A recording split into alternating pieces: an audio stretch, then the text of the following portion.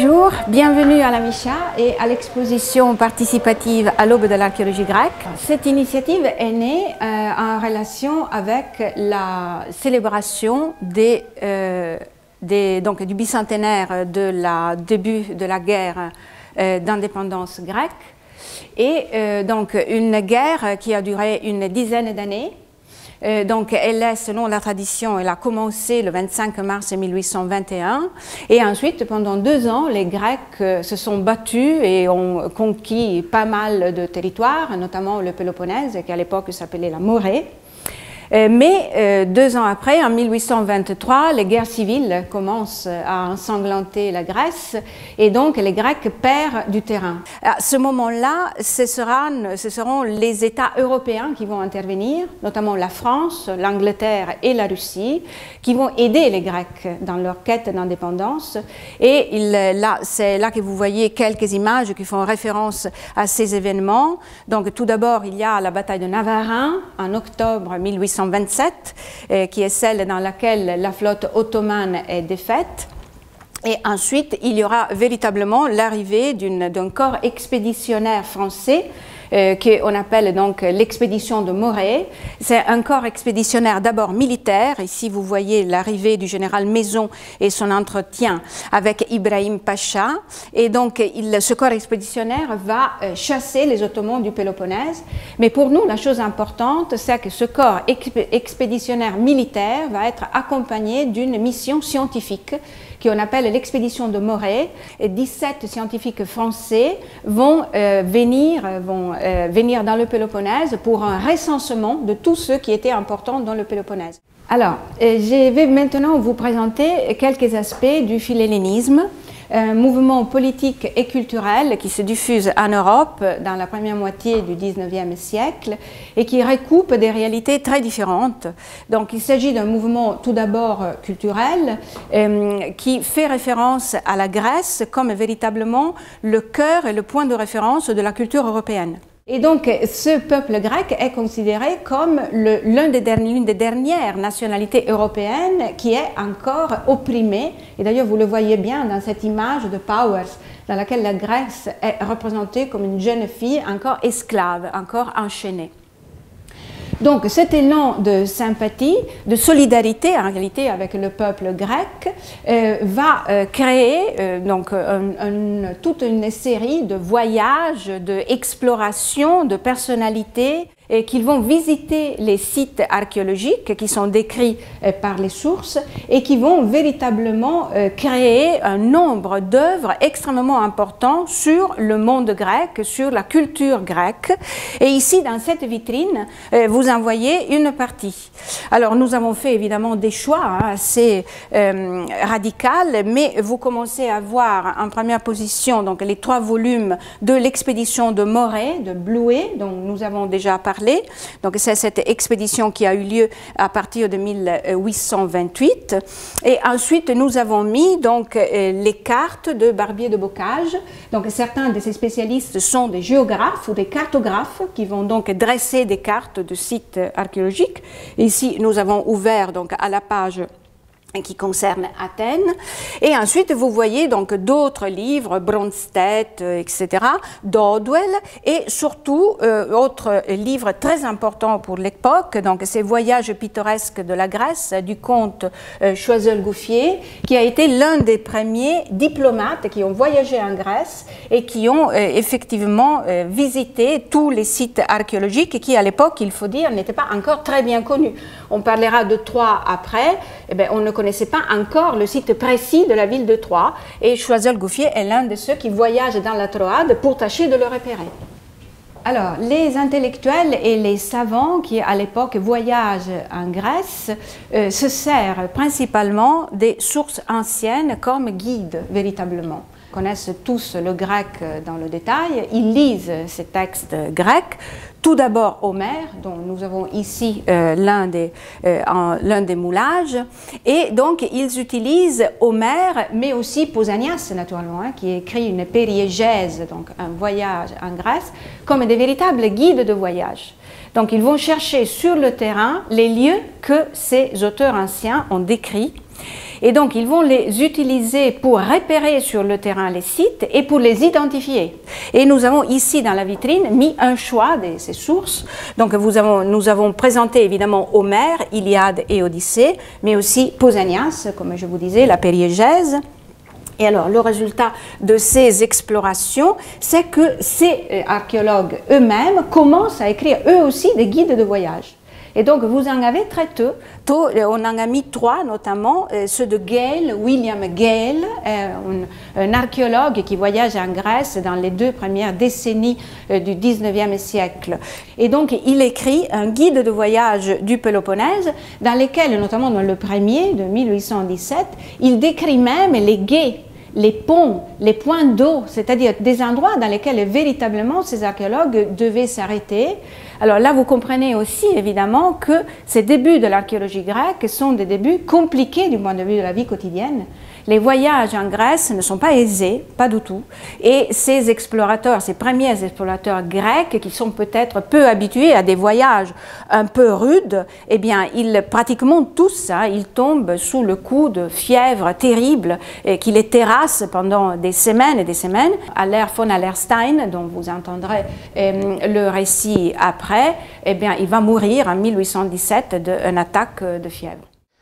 Lorsque nos voyageurs arrivent à Athènes, ils s'attendent à trouver l'Athènes glorieuse de l'Antiquité, qu'ils connaissent évidemment par les textes et qu'ils connaissent aussi par les ouvrages qui circulent depuis le XVIIIe avec des vues d'Athènes. Et donc, quelle n'est pas leur surprise quand ils découvrent en fait une petite bourgade où ils entendent plein de langues différentes, du grec, du turc, de l'albanais, une petite ville tranquille, très animée, notamment sur la place du marché, comme on le voit sur cette célèbre vue de Dodwell, où l'on voit effectivement au premier plan les étals. Alors, ces voyageurs nous disent que les marchandises sont entassées pêle-mêle. Et puis derrière, évidemment, à l'arrière-plan, on reconnaît l'acropole, qui est bien connue, évidemment, à cette époque, mais surtout, détail très important, le minaret de la mosquée, puisque c'est une ville ottomane où on entend régulièrement le chant du muezzin pour l'appel à la prière. Et ces voyageurs, ils sont frappés par une chose aussi, c'est la crise du logement. C'est-à-dire qu'il y a très peu d'auberges au bon rapport qualité-prix. Donc on se fait circuler les adresses. Il y a un personnage qui joue un rôle important de ce point de vue-là, c'est le vice-consul de France, Louis-Sébastien Fauvel, qui est installé à Athènes et qui sert un petit peu d'office du tourisme, si on peut dire. C'est-à-dire qu'il va donner les bonnes adresses et il va surtout leur donner de quoi faire leur tour de Grèce. Et donc, c'est comme ça qu'ils se mettent en route et ils commencent à dessiner aussi les paysages qu'ils voient, comme on a sur cette très très belle vue faite par Haller von Hallerstein de Athènes, vue du quartier actuel de Patticia, où l'on voit très bien ici l'acropole, et on voit bien effectivement que toute cette bourgade n'est vraiment que peu densément peuplée à cette époque-là. Nos voyageurs aiment ce genre de vue, avec de beaux paysages. Parfois aussi, ils ajoutent des détails pittoresques. Donc on va trouver des personnages, ils font attention à ce qu'ils voient, à ce qu'ils entendent. On va trouver des soldats, on va trouver des bergers, évidemment, on va trouver des musiciens, des danseurs, parce qu'ils voient et ils écoutent. Alors, Athènes, bien sûr, c'est un passage obligé, mais il y a très vite aussi d'autres sites qui intéressent nos voyageurs. Et dans la région proche d'Athènes, il y a 2 grands sites importants. Il y a le temple de Poséidon au cap Sounion, comme l'a représenté Haller von Hallerstein sur un petit carnet qui est exposé ici. Et puis, autre grand site, cette fois on est sur une île au large d'Athènes, l'île d'Égine, le temple d'Aphaïa qui domine l'île, qui est sur une colline, où donc non seulement on retrouve des vestiges qui sont particulièrement impressionnants, mais surtout, c'est à ce moment-là qu'on met au jour de magnifiques statues qui ornaient le fronton du temple. Et on en a un très très bel exemple exposé ici. Alors ce n'est pas l'original, c'est un moulage en plâtre qui a été fait de ces sculptures qui datent du début du 5e siècle avant Jésus-Christ et dont on a compris petit à petit qu'il représentait les scènes de la guerre de Troie. Donc ce tirage en plâtre, il représente notamment donc, une des sculptures qui se trouvait dans un des angles du fronton. Et donc c'est un guerrier en train de mourir qui est tombé, qu'on reconnaît donc évidemment à son équipement, dans lequel on a proposé de reconnaître un héros de la guerre de Troie qui est Laomédon. Donc, les différents objets qui ont été trouvés dans ces premières explorations archéologiques, comme les sculptures du temple d'Égine, commencent à alimenter le marché des antiquités. Et c'est vrai aussi des vases. Alors on a trouvé des vases, notamment à Athènes, qui sont d'une production de l'Athènes classique, qui se caractérise particulièrement par une pâte assez ocre. Il y a une autre cité dans l'Antiquité qui produit des vases en grande quantité, c'est la cité de Corinthe, un peu avant Athènes. Et parmi ces vases, donc, on en présente ici 4 au public. Alors ce sont des vases, essentiellement des vases à parfum, donc de petite dimension, et qui présentent donc une décoration très riche, assez reconnaissable. On voit des frises notamment d'animaux réels ou d'animaux mythologiques sur le vase qui se trouve ici.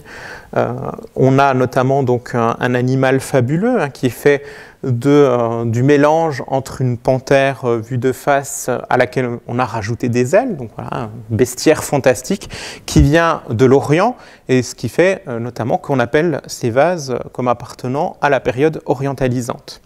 Corinthe, à cette époque-là, on n'en connaît pas grand-chose. On connaît surtout, comme on le voit sur la vue qui est présentée ici, le grand rocher qui domine, qu'on appelle l'Acrocorinthe, la forteresse de Corinthe.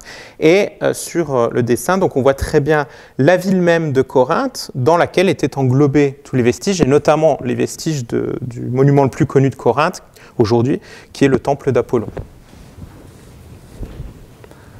Alors on va continuer notre aventure dans le Péloponnèse et on va s'intéresser plus spécifiquement à 2 sites, Mycène et Bassae. Alors Mycène, c'est un grand site de l'âge du bronze, particulièrement connu notamment pour ses remparts et sa porte qui a été de nombreuses fois dessinée par notamment Haller von Hallerstein avec ce fameux dessin qui représente ce qu'on appelle la porte des Lionnes ou des lions, on ne sait pas trop. En tout cas, il a dessiné cette fameuse grande porte avec les murailles qui se trouvent à proximité, ces murailles qui sont construites dans ce qu'on appelle un appareil cyclopéen, c'est-à-dire un appareil de très grande envergure. Je vous propose d'avancer un petit peu dans le Péloponnèse. Cette fois-ci, on va aller en Arcadie. Et là, on se rend à Phigalie, donc, qui se trouve actuellement justement en Arcadie, et plus précisément dans un lieu qui s'appelle Bassae. Parce qu'à Bassae, ils sont à peu près convaincus de tomber sur des merveilles de ce qu'on appelle le premier classicisme en sculpture. Et ils lancent, donc après un échec, ils lancent une opération de fouille. Alors il faut bien l'entendre, fouille avec des ouvriers qui viennent avec des pelles et des pioches. On n'est pas du tout dans les méthodes archéologiques classiques, on est dans quelque chose une sorte de grande chasse au trésor, s'il faut le dire, où l'objectif est de récupérer un maximum de sculptures. Alors à cette époque épique où l'on se pique d'antique, eh bien, on trouve notamment lors des fouilles, un certain nombre de plaques qui appartiennent à la frise du temple. Alors les temples, c'est en élévation, il y a les colonnes, en général on connaît aussi les frontons qui se trouvent au-dessus, et en dessous, on a généralement une frise qui peut être décorée. Là en l'occurrence c'est le cas, elle est sculptée avec ce bas-relief. Alors elle est très longue cette frise, mais ici on en a choisi un exemple, un moulage qui vient du musée Adolphe Michaelis, et on y aperçoit notamment un centaure qui est en train de combattre contre un lapide, tandis qu'ici on voit une femme qui est en train de s'enfuir avec un enfant qui est suspendu à son sein. Alors tout ça, il faut le replacer dans le contexte plus général de cette frise qui représente ce qu'on appelle une centauromachie. Donc on est dans un combat qui dégénère. Au départ, on est dans des fêtes de noces, finalement, les lapides sont présents, on invite les centaures. Les centaures boivent beaucoup, et quand les centaures boivent, ils sont violents, ça leur arrive. Et à partir de ce moment-là, eh bien, il y a une grande bataille qui dégénère, et c'est cette grande bataille qui est représentée puisqu'en fait, eh bien, les centaures veulent partir lors des noces avec les femmes des lapides. On a donc ici finalement une affaire de mœurs. Alors, nous vous avons présenté donc le parcours d'exposition à l'aube de l'archéologie grecque et maintenant juste quelques mots de conclusion. Alors, les archéologues aujourd'hui continuent naturellement de faire des fouilles sur les différents sites archéologiques, mais évidemment avec des méthodes scientifiques qui ont avancé notamment la stratigraphie, la typologie, etc. Et dans ce travail, les archéologues sont aidés par les écoles étrangères, en particulier l'école française d'Athènes, qui est la doyenne, fondée en 1846 et qui constitue un appui logistique fondamental pour les archéologues.